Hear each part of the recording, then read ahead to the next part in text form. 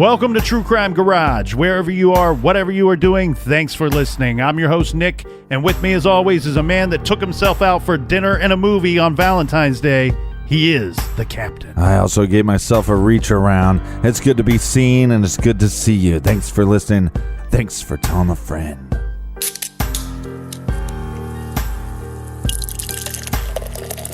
I really need to drink now. And thank God, today we are drinking Sweet Action by Sixpoint Brewing Company from beautiful Brooklyn, New York. Garage Grade 3 3/4 bottle caps out of 5. Sweet Action is a juicy blonde wheat ale that was originally brewed for a friend's party, but later named after a magazine. It's hoppy and it's got the right amount of fullness with an ABV of 5%. Sweet Action was brought to us by our good garage friends. First up, a huge thank you to Allison in Parts Unknown, and also in Parts Unknown, we have a shout out to Jeff. Hey, Jeff, if you're going to invite your friends over for a barbecue and use the Parts Unknown designated grill areas, please scrape off the meat residue. Let's go out to the West Coast and give a long distance cheers to Erica in San Francisco. Big shout out to Peter in Alexandria, Virginia. And a we like your jib to Katie and Emily listening at work in Morgantown, West Virginia. We like your jib. Also a cheers to Carrie in Overland Park, Kansas. And last but not least, we have Mitch from Columbus, Ohio. So thank you everybody for making this week's beer run very successful. If you want to fill up the fridge for next week's show, go to truecrimegarage.com and click on the donate button. And the best way to support the show is tell a friend and share on social media. You know, just whatever we post, just post to other people. It's a good way to get conversation going about these cases. Spread the word. That's enough of the business, Captain. Everybody gather around, grab a chair, grab a beer. Let's talk some true crime.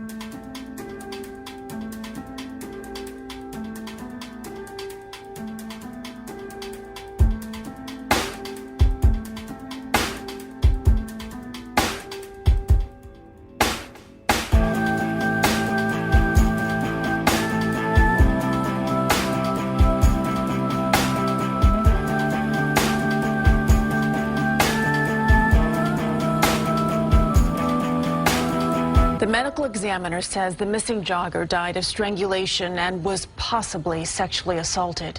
Police have new information on this murder mystery, including new evidence that could lead to the woman's killer.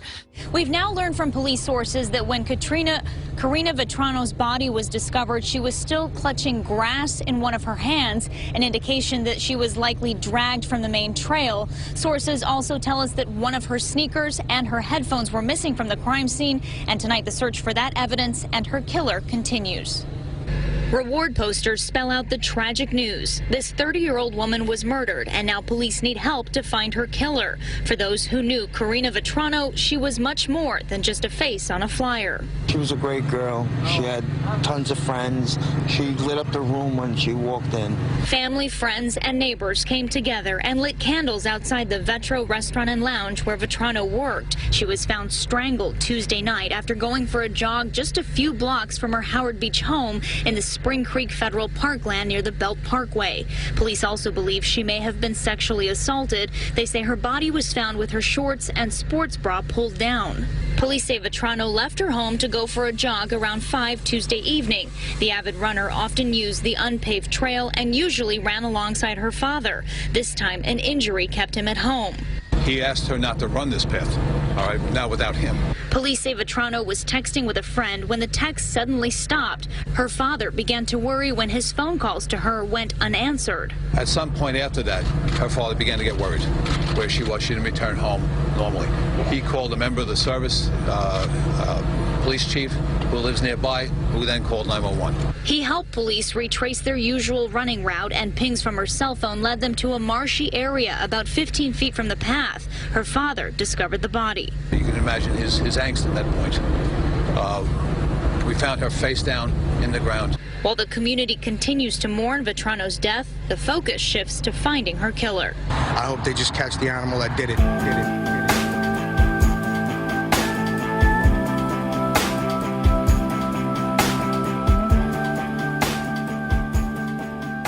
August 2nd, 2016, 30-year-old Karina Vetrano was out for a routine jog near her home.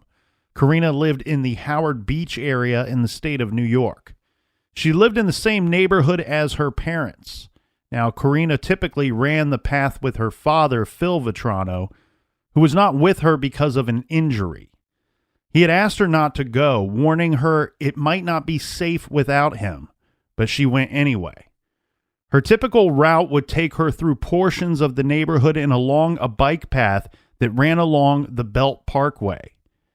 This taking her over by Spring Creek Park.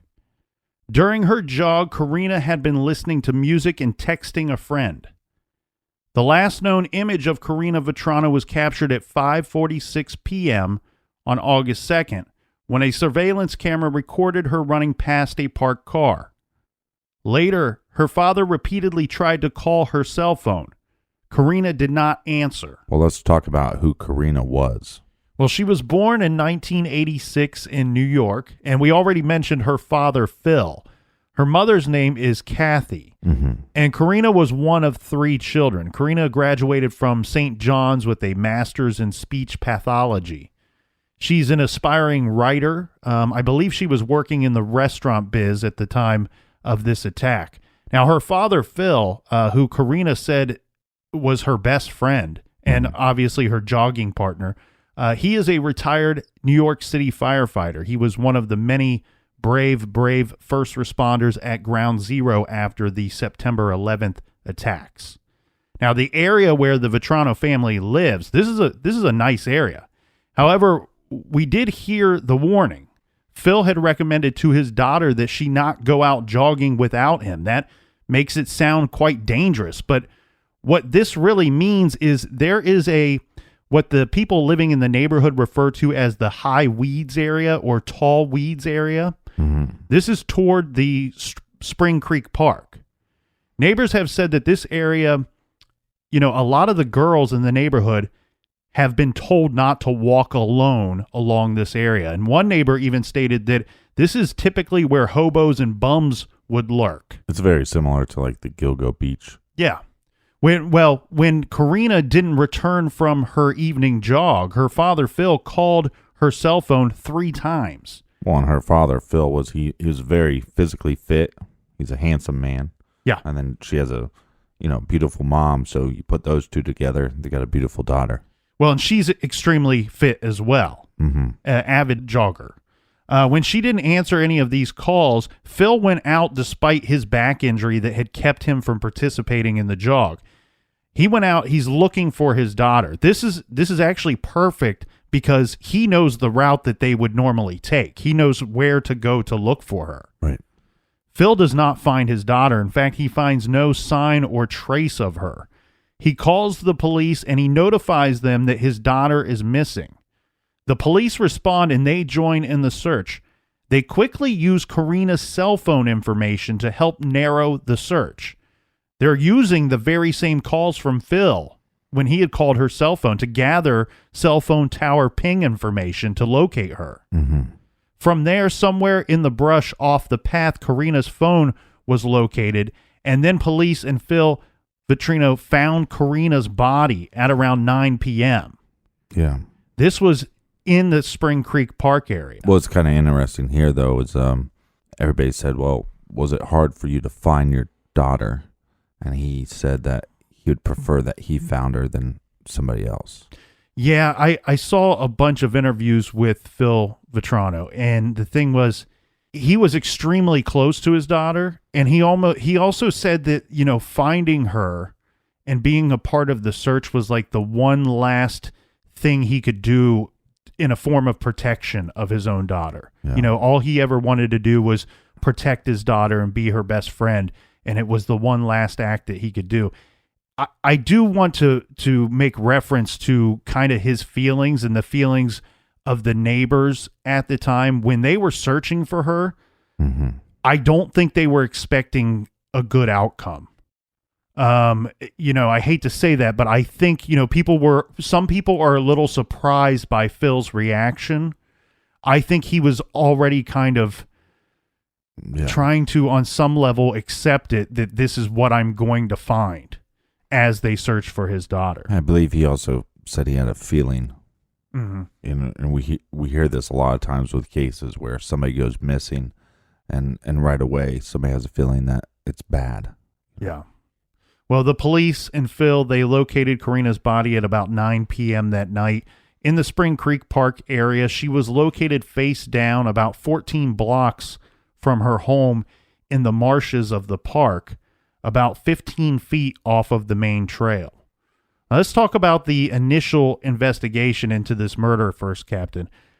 What were the NYPD's findings, and what was learned about the attack and the perpetrator that had killed this young woman?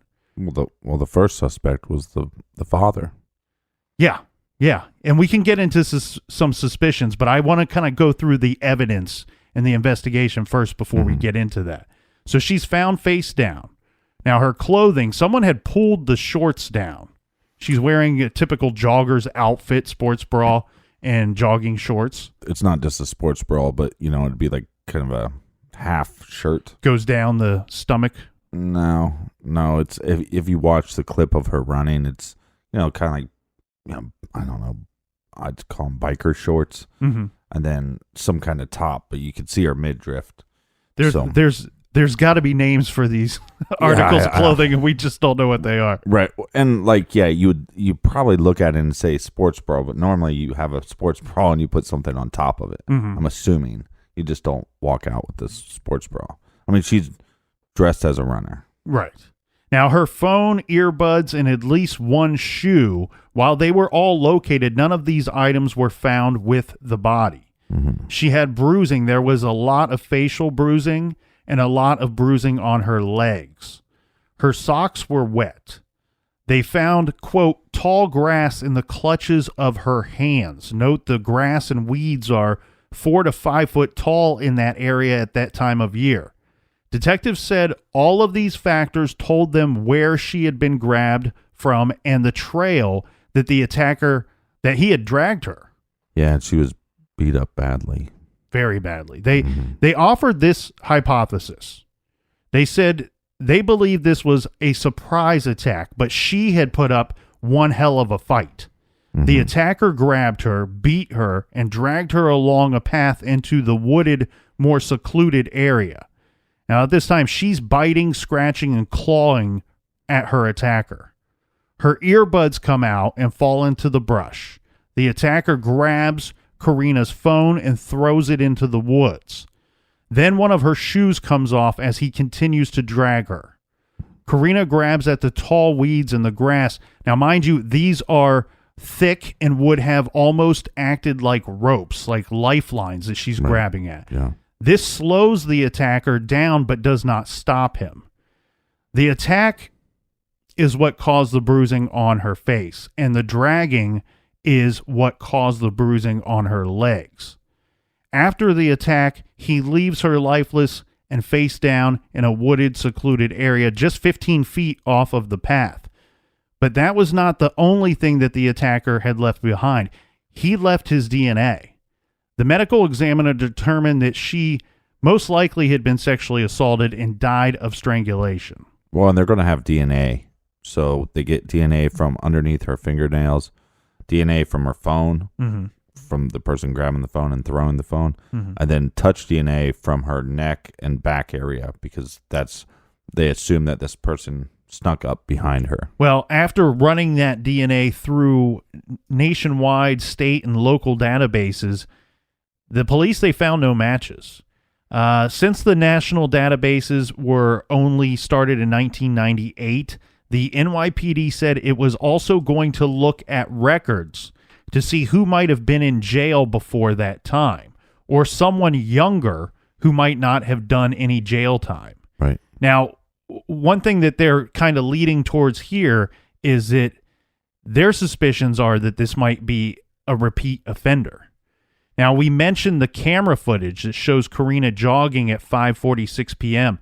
Unfortunately, nothing is learned from this, as she's alone in that footage. She's not being followed, and she's on her normal route. No. This footage was obtained from canvassing the area. The other thing that knocking on doors, talking to people in the neighborhood, and canvassing the area produces is this. People told police about a man seen in the area. No one had recognized him.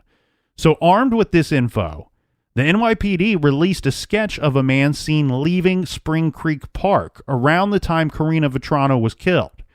The man in the sketch is not considered a suspect, however. That's their announcement to the public. But this person may have been a witness to the murder or may have seen something that could offer the police a much-needed clue. The description of the individual is as follows. He's listed as a black male, 35 to 45 years old, height approximately 5'9" or 10, medium build, wearing dark pants with a red T-shirt and a dark wool hat. And what were some other suspicions that people were having? Well, there was plenty of it early in this investigation, that's for sure. The public had their suspicions, the Vetrano family had theirs, and the police had suspicions as well. Mm-hmm. And I think we can look at each of these. Now, when you talk about the public, first, it's obvious by comments from persons living in the neighborhood. When you have people saying things like girls know not to walk in that area alone and hobos and bums typically lurk in there, they, while not shared by all of the people, I think it's pretty likely to say, it's pretty reasonable to say that a good portion of that neighborhood believed that some undesirable person that does not live in that community was sneaking around, maybe even lying in wait to attack some woman walking alone or running alone that evening. But a lot of people suspected too that she was targeted for a while because she is, she was such an attractive woman that they thought maybe she would have been, tracked and monitored and all that stuff. The problem with this thought is that she ran almost every time she ran with her father. Mm-hmm. Well, and that's what made people think maybe the father was involved. Right. And, that was, I saw a lot of this on the internet rather than in news stories. But some people suggested that the father may have killed her. Now, we mentioned that they had a close relationship. He was typically the one that would be out jogging with her. He did go out looking for her, which some have suggested that points towards some form of guilt. And then there's some other stories. We said here that he, along with the police, found her together. Right. There are some reports that indicate that he may have found her, seconds before that the police were following him. Yeah. That they were assisting him in the search, that he was kind of the lead dog on this search, and he was the one that found her first. Yeah, I think that's how it went down. But again, he's avid runner that runs this track all the time, so he's going to know all the areas. And I know we always have to look at people close, on that very inner circle of the victims, because a lot of the times that ends up being the person that has killed the victim. Mm-hmm. However, that's not, I don't have anything to base this off of other than just my gut feeling. When I first dove into this case, I didn't see that from the relationship. I didn't find anything weird about their relationship. What I saw was two people that were very close, and that she wanted to be very close with her father and her mother.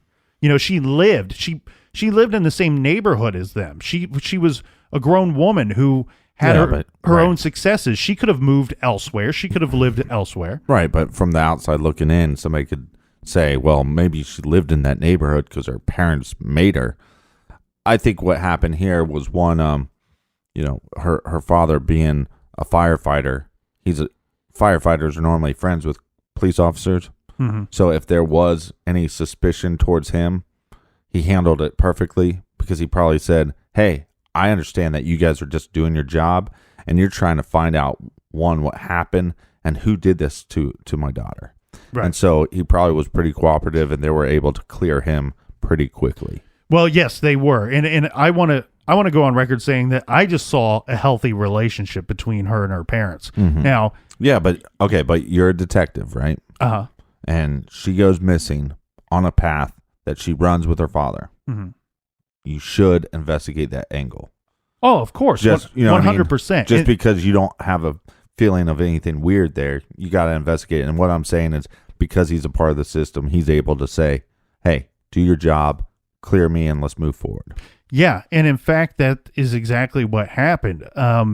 they had DNA in this case. So it makes it pretty easy to clear people if they're willing to submit to the DNA test, which her father did, her boyfriend did, and other family members did as well. They cleared a bunch of people immediately early on in this investigation because of those DNA tests and being able to compare it to something. Now, as far as the Vetrano family goes, their theory, when this case broke, I shared the same suspicions as Karina's parents, that someone living in the area, you had mentioned maybe she was tracked because she was very attractive and she did run that same route almost daily, that someone living in the area was responsible for this.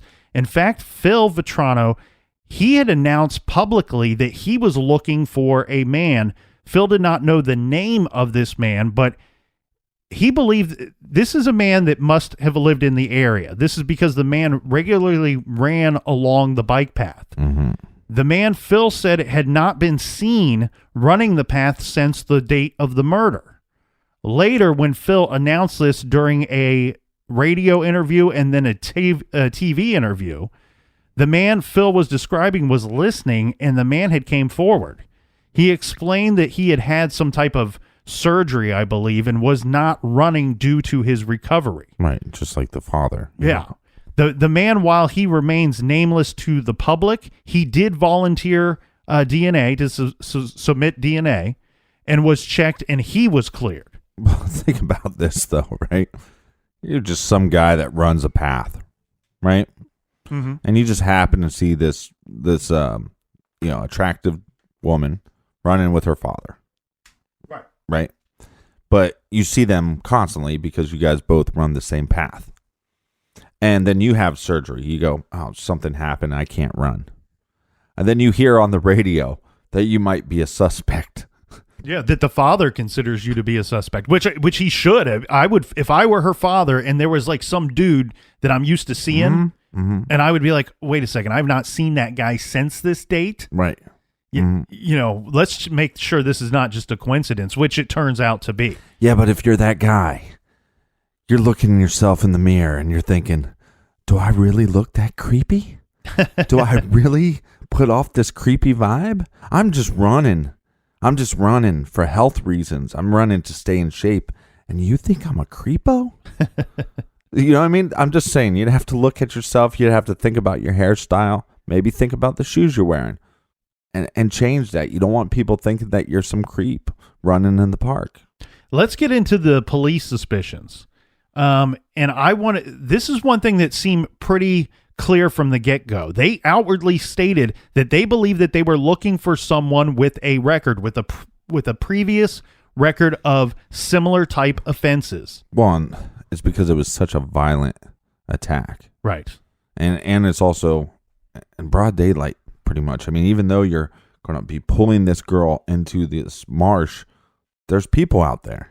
Yeah. I mean, so rightfully so. This seems like an act that somebody that had priors would commit. And I think it's all those elements that makes them convinced that this was a serial offender, maybe a serial rapist or serial murderer. Because this was stated to reporters and to the public. And from what they said in regards to the DNA testing, remember they said that they had ran it through nationwide, state, and local databases. No matches were found since the national database. Okay. Sorry about that. Spit it out there, was Junior. Only started in 1998. They said they were going back to look at records to see who might have been in jail before that time or someone younger who might not have done jail time. The chief stating that they could be looking for a teenager. This might imply that Karina's attack was the killer's first and that there would be more to follow. But the FBI actually did a profile on who they thought this suspect was. Well, and they released this criminal profile to the public in hopes that it would drum up some leads. And it reads as follows. The person who committed the assault is likely familiar with the park, and he may have spent time there for any of a variety of reasons. The park is routinely used by fishermen, dirt bike riders, environmentalists, and other outdoor enthusiasts. Certain areas within the park serve as a gathering place for homeless and recreational drug and alcohol users. He may have been frequenting or even living in the park for days, weeks, or months prior to the assault and was likely a familiar face to others who used the park on a regular basis. Following the assault on Karina, he likely stopped visiting or living in the park abruptly. He may have moved his recreational activities or residence to another area. He may have provided a seemingly reasonable excuse for this change in behavior. He may have even suggested his avoidance of the park was due to the danger there. In the hours following the assault on Karina, anyone encountering him may have observed him to be disheveled in appearance with possible scratches or cuts to his hands, arms, neck, or face. It could have appeared that he was in some type of fight or accident, and he may have given any of a variety of excuses for his appearance. Following the assault, he may have noticeably changed his level of alcohol, drug, or tobacco use. He may have paid careful attention to media reporting on the assault of Karina. He may have taken steps to limit his exposure to the media reporting, and he may have changed his appearance. Well, that's the FBI profile, but what did the chief have to say? Chief Robert Boyce with the NYPD said that detectives believe that the killing was a random attack. He said one theory is that the killer retreated through the weeds and emerged along the Belt Parkway in Brooklyn, pointing out that detectives traced all possible escape routes with no suspect on camera and no evidence indicating any one person.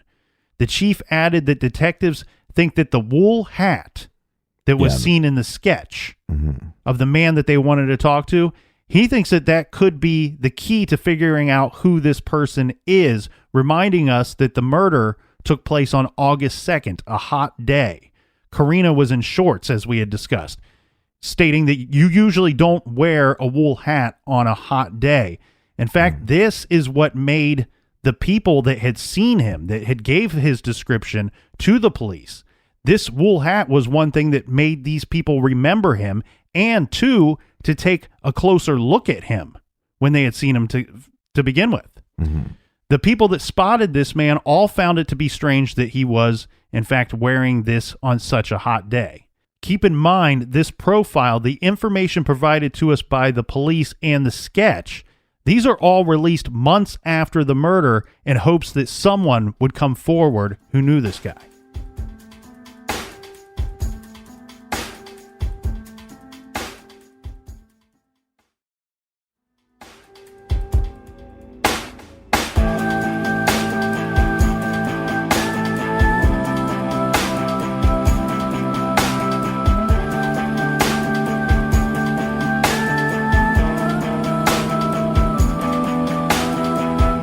State police are asking for your help in the investigation into the murder of a woman who left for a jog in central Massachusetts this weekend and never came home. The body of 27-year-old Vanessa Marcotte was found a half mile from her mother's home in Princeton Sunday night.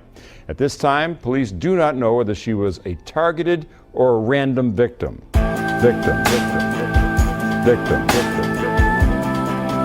or a random victim. All right, we're back. Cheers, mates. And as you just heard in that audio clip, just 5 days after Karina Vetrano was murdered while out for a jog, about 175 miles away, another woman is attacked and murdered while she is out for a run.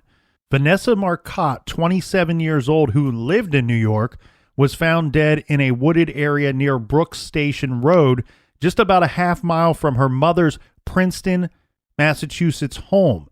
Vanessa was in Princeton visiting her mother. She was getting ready to return to her home in New York later that day, but was going to go out and get some exercise first. Police said the town of Princeton, they haven't had a homicide in 3 decades. We're talking about a smaller town, Captain. I believe it's like 4,000 people live there. So, yeah, this is not a common occurrence for the Princeton Police Department. Now, who was Vanessa Marcotte? Well, she grew up in Leominster and attended the Bancroft School in Worcester. And then she graduated from Boston University in 2011 with honors.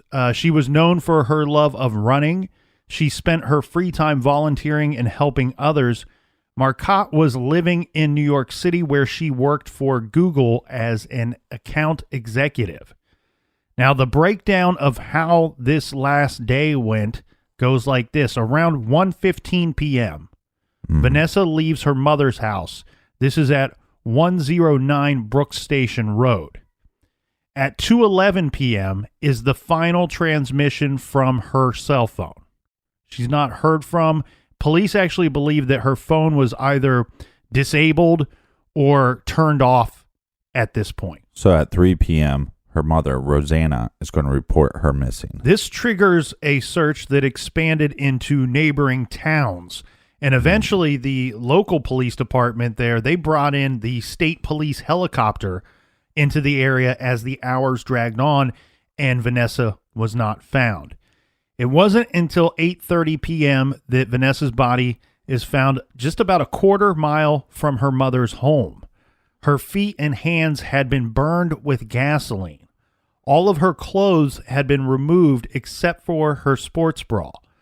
One of her shoes was found at the scene, but the other shoe and her clothing, including a baseball cap and her iPhone, were not found. Right. When investigators searching with dogs found her body, her nose was fractured and her throat was crushed. Evidence showed Vanessa put up one hell of a fight against her attacker.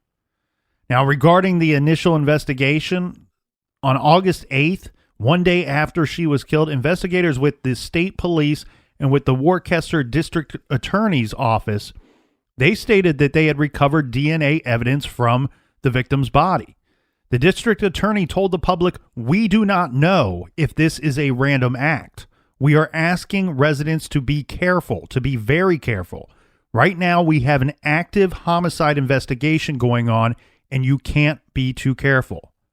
Now, police did open up a 24-hour tip line specifically for this unsolved murder case. Yeah.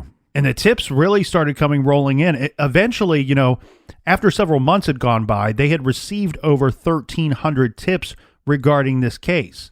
Now, some of the more notable and helpful tips that came in are as follows. One, according to a local witness, Vanessa stopped at a mountainside market on Harbiston Road in the afternoon to purchase a drink. And this witness saw her leaving that market, walking and talking on her cell phone. The best that the witness could provide is that this would have happened sometime after 1 p.m. on that day. And wasn't there another tip where somebody saw a vehicle possibly following her that day? Yeah, someone had seen a person that resembled Vanessa walking in the area that was told that she was walking. And they believed that they had seen a vehicle that they thought to be following this person. Now, there's not a whole lot of information inside this tip. It sounds to me like it's something that was observed, that was seen by a witness, and not, sometimes you see things and you just don't really pay attention to them because you're going along about your ordinary business on an ordinary day. Oh, I pay attention. We do a podcast every week that tells me I need to pay attention. You carry around a little steno pad and just write down the events of the entire day. And I have these Google glasses that record everything. Now, maybe the tip that would provide the most information came from a Princeton resident by the name of Andrew Squire. He provides a tip that on the day that Vanessa was murdered, he had been driving on the road that she was believed to have been walking and jogging on. He told investigators that at around 1:45 p.m. on that same road, he had saw a man standing next to a dark Ford Escape. That's a SUV. Okay. When he passed the vehicle, he noticed that the hood was up and a man was standing next to the SUV. The man was on a phone. Now, Andrew Squire believed that the man had been talking to someone about getting help for his car. It appeared to him that the vehicle had broke down. Possibly, but we've seen this ruse before. Yeah. Act like my car is broken. Hey, lady, can you help me? Andrew Squire then drives past a second time. This is a few minutes later. Right. And the SUV is now closed and locked. So Andrew must have stopped to see if the vehicle was not locked. According to his statement, it's locked. That's weird. He stated that no one is standing near the vehicle at this time and that the windows were so dark that he could not see inside the vehicle. Right. So he drives past the area where Marcotte's body is eventually found. He sees this man standing next to a dark Ford Escape. The hood is up on the SUV and the man is on the phone appearing to talk to somebody.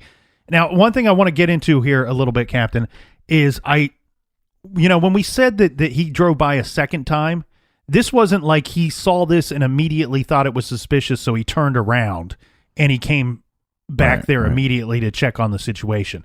No, Andrew was going somewhere. I believe he was dropping either his family off or people he knew. He was dropping them off at church that day.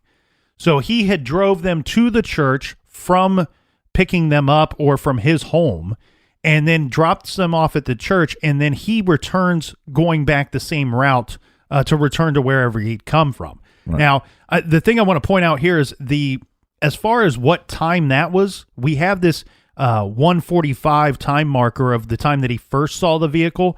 According to newspaper accounts, it's all over the shop what time he saw the vehicle to be locked and no man standing next to it. So I don't even want to begin to give a time for that. But he drops these people off and he's traveling back through the area.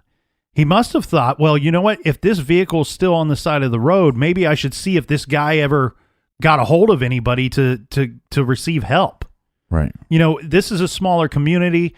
I don't know that everybody would do this in every community, but I can certainly see this going on in a smaller community, stopping to see if the person had received any help.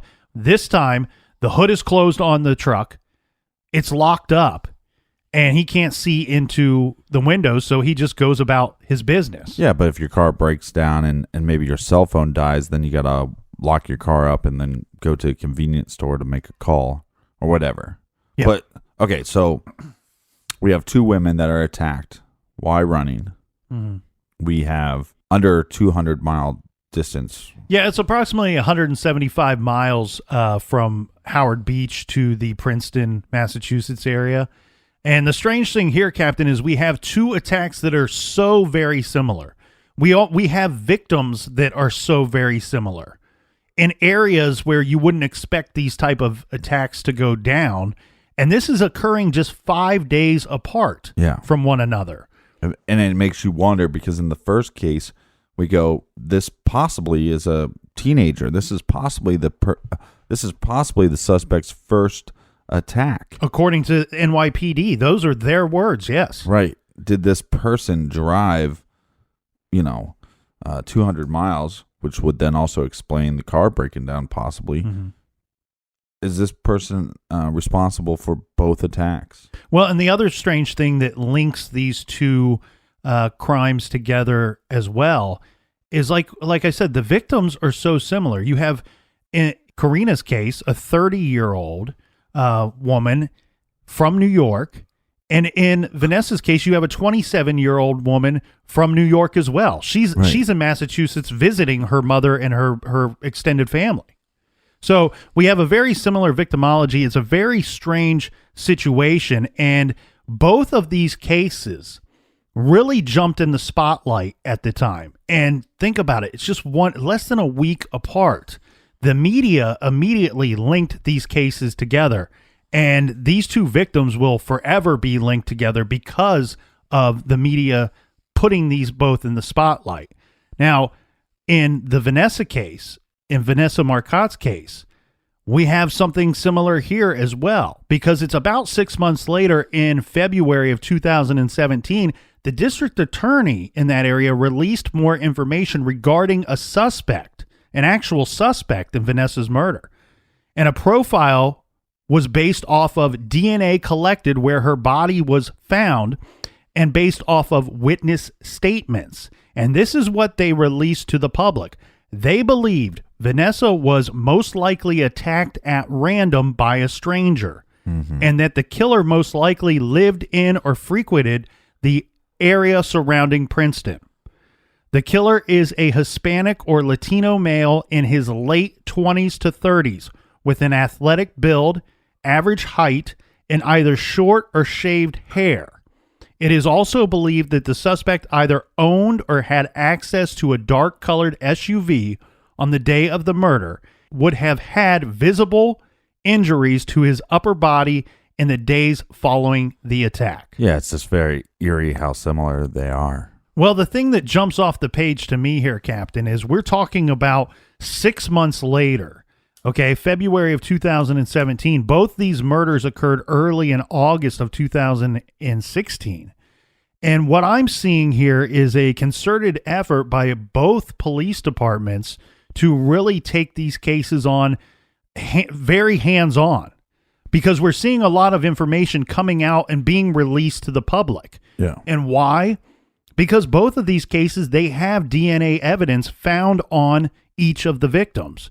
This means, guess what? If you can get us and point us to the right guy, if we can get him to take that test or make him take that DNA test, we got this dude. We need the public's help to come forward and point us in the right direction. I find it very interesting that, we're talking about two cases where you don't typically see the FBI come out and release a profile. Yeah. Usually based on, not always based on a single attack or a single case. And in both instances, we're getting a criminal profile of this individual. Now, when I say individual, there's a good chance these attacks are not linked other than through the media. Now, what do we see in the first one? We see an FBI profile where they're specifically talking about an individual that has some kind of link. He's anchored to this park for some reason. That's what the FBI believes. And then you have the NYPD, which I don't want to get into this whole thing here, but it's interesting when you trace back criminal profiling, right, and as far as the FBI being involved in this whole thing, if you trace it back far enough, you can actually find that the genesis of criminal profiling kind of started with the NYPD, with an old case from a long time ago. So one thing that I'm curious about, and we have a lot of New York listeners, we have some officers that are in the New York area. If you guys know this, let me know, because one thing I've always been curious about with how big the police force is there, if they actually do some criminal profiling themselves. Because you have the FBI information coming out about this suspect that's anchored to this park. They believe that this person was somebody that was in the park up to that actual murder, and then poof, he's not in that park anymore. And then you have the New York Police Department stating that we believe that sketch that we released is the secret. This guy that was spotted in the area wearing a wool cap on a very hot day, this is the guy that we need to talk to. We don't know if he's the suspect for certain. We just know we need to speak with this guy. And they're able to release this information. They don't always want to release profiles. Investigators don't always want to release these things. They don't want to show too much of their hand. But in these cases where you have DNA and you only need to be pointed in the right direction to get that guy, right, you have to keep this in the public's attention. You have to keep this on the public's mind, and that requires releasing new information from time to time to keep the case in the spotlight and provide tidbits of knowledge and nuggets of information where somebody somewhere goes, aha, I remember something, or I know somebody like that. Yeah. And you see that in the situation with Vanessa Marcotte's case as well, where we have even more information. And the curious thing here is they're saying this information in our profile is based off of DNA that was collected on her body and compiled with witness statements. Remember, we have Andrew Squire stating that he saw a man standing next to a dark-colored SUV. In the criminal profile that they give, they're saying that they believe that this man is a Hispanic or Latino male in his late 20s to 30s. So we know that Andrew Squire and maybe even others provided law enforcement with a physical description of this man. Right. They're not just pulling this out of the air. They're also stating that this individual had access or owned a dark-colored SUV, which was described as right, like with Andrew Squire. But with the these cases possibly being connected, they both have DNA. So, and the fact that the media is connecting these cases, they could do a DNA test to see if these DNAs even match. Correct. And I'm curious if they did do that. That's one thing that was never mentioned in any report that I could find, where we have the media linking these cases together. We don't see that from either police department. We don't see that publicly, but you're in law enforcement. You don't have to show your whole hand, but this has to be an angle that you're looking at, especially if you're in Boston and you go, well, shit, this just happened, 5 days ago. Yeah. 170 some miles away. Yeah. And so we have two young, successful women, both murdered within the same week under similar circumstances. We have Karina Vetrano murdered on August 2nd, 2016, and then Vanessa Marcotte murdered just 5 days later on August 7th.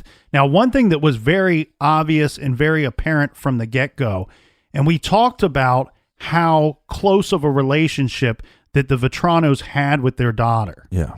And one thing that they were not going to do was let this case fall from the public's eyes. They wanted to keep her name in the news. They wanted to keep her name and picture where everybody can see it, to be reminded of what had happened until we can get this thing solved. It's the old John Walsh theory that if you can keep the public reminded of this situation, that's the only way to keep the tips and information coming in. Yeah. And we have a very powerful piece of audio here where we have Kathy Vetrano addressing the killer of her daughter. Yeah, and she uses, let's just say, captain language. So if you have kids in the car, you probably want to not let them listen to this. I reiterate everything that my husband said 100-fold. I thank Howard Beach beyond words, every single one of you. And now, look into my eyes, everybody, because I'm going to address the coward. Whoever you are, whether you're 1, whether you're 10, I'm going to just use singular. But I'm here to remind you, in case you don't already know, that now it's the whole entire world against you. The whole entire world knows what a pathetic, puny, weak piece of filth that you are. The whole world knows that. And soon, I know they're all going to know your face as well. Soon, we're going to have a face to the dickless piece of garbage that you are. And above and beyond you all, you know that my daughter was a force to be reckoned with. And I guarantee you, you motherfucker, that you will be reckoning with that force. Not only for the rest of your pathetic life, but for the rest of eternity as you fucking burn in hell. I guarantee you that. My daughter was a big believer of karma. And as you could see, she's magical. The whole world knows she's magical. And I guarantee you, you will pay forever.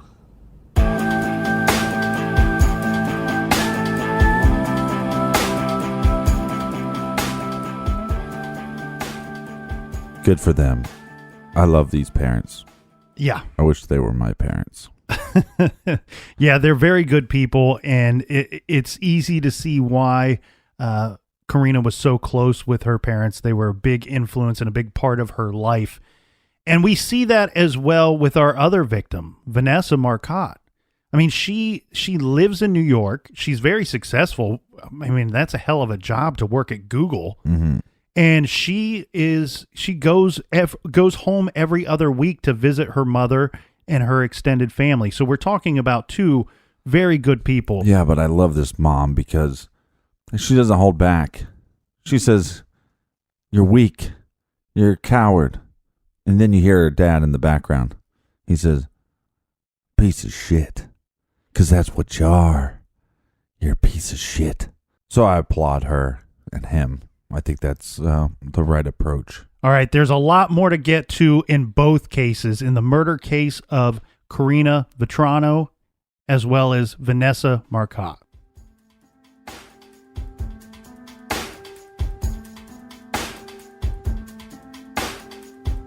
And Captain, you keep saying that there's some kind of announcement to make. Are you leaving the garage?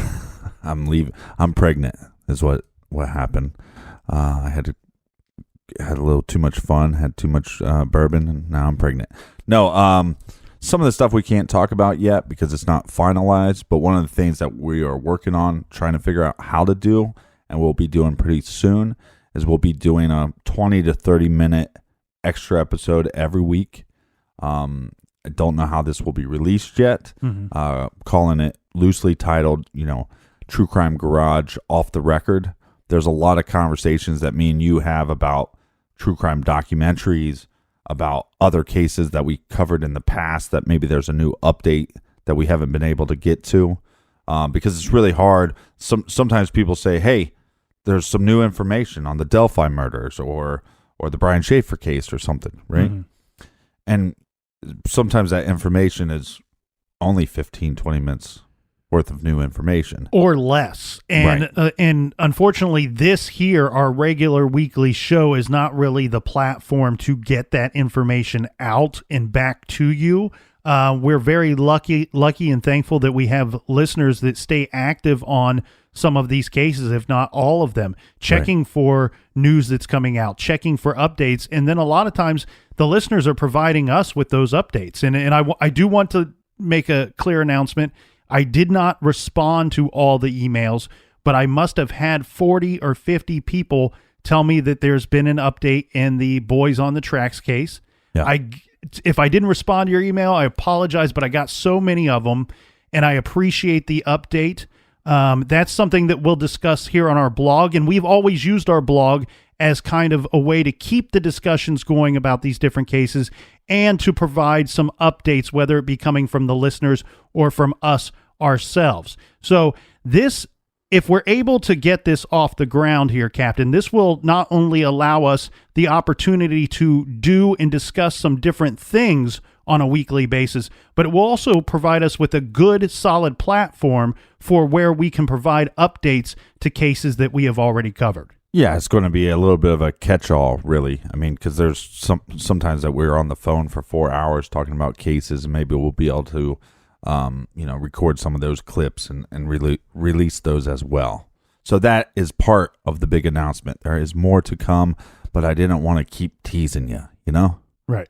I don't want to be like that. All right. See you back here in the garage tomorrow. Until then, everybody, be good, be kind, and don't litter.